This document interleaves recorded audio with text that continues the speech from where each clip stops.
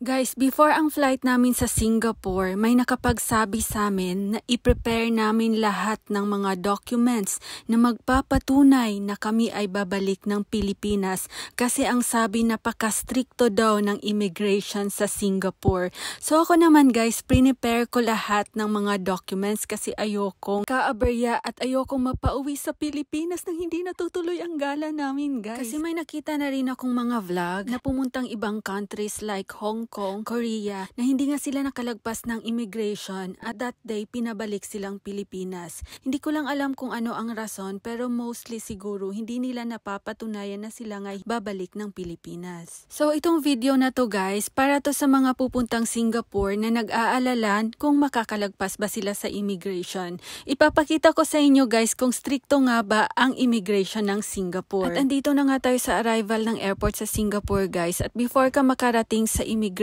makikita mo ang signpost na to. At ayan guys, yan yung mga passport na pwedeng dumaan sa e-gates ng Singapore.